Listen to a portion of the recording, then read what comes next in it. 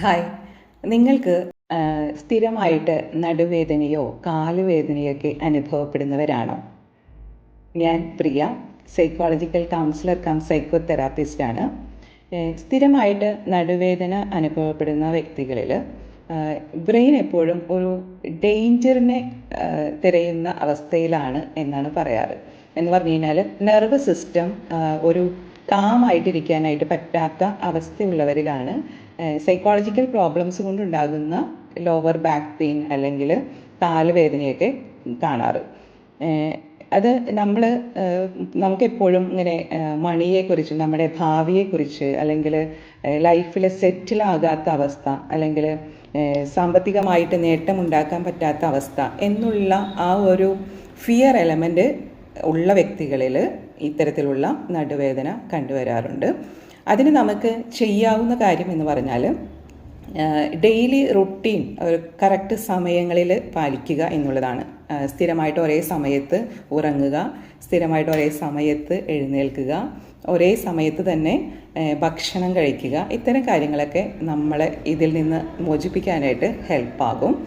അതുപോലെ രാവിലെ ഉള്ള ഒരു മോർണിംഗ് സൺലൈറ്റ് നമ്മൾ ശരീരത്തിൽ ഏൽക്കുക എന്നുള്ളതും, അതുപോലെ ബ്രീത്തിങ് സ്റ്റൈലിൽ എന്ന് പറഞ്ഞു കഴിഞ്ഞാൽ ഇൻഹെയിൽ ചെയ്യുന്നതിനേക്കാളും കൂടുതൽ സമയമെടുത്ത് എക്സെയിൽ ചെയ്യുന്ന ഒരു ബ്രീത്തിങ് പ്രാക്ടീസ് ചെയ്ത് കഴിഞ്ഞാൽ ഈ ഒരു അവസ്ഥയെ, അതായത് ബ്രെയിൻ എപ്പോഴും ഡേഞ്ചറിനെ ഐഡൻറ്റിഫൈ ചെയ്യാമെന്നാണല്ലോ പറഞ്ഞത്. അപ്പോൾ ബ്രെയിനിനെ കാമാക്കാനായിട്ട് ഇത്തരത്തിലുള്ളൊരു ബ്രീത്തിങ് സ്റ്റൈൽ നമ്മളെ ഹെൽപ്പ് ചെയ്യും. എന്ന് പറഞ്ഞു കഴിഞ്ഞാൽ ഒരു 4 കൗണ്ടൊക്കെ ഇൻഹെയിൽ ചെയ്തിട്ട് 6 കൗണ്ട് എക്സെയിൽ ചെയ്യുക എന്ന് പറഞ്ഞാൽ ഇങ്ങനെ, അതായത് ജസ്റ്റ് ഐസ് ക്ലോസ് ചെയ്യുക, കണ്ണടച്ചിട്ട് 1 2 3 4 എന്ന് പറയുന്ന ആ ടൈമിൽ ഇൻഹെയിൽ ചെയ്യുക. അതിനേക്കാളും കുറച്ചുകൂടെ കൂടുതൽ ടൈം എടുത്ത് എക്സെയിൽ ചെയ്യുക. അപ്പോൾ ബ്രെയിനിനെ കാമാക്കാനും അതുവഴി നമ്മുടെ നെർവസ് സിസ്റ്റത്തിനെ കാമാക്കാനും നമ്മുടെ ഈ നടുവേദന കുറയ്ക്കാനും ഹെൽപ്പാകും.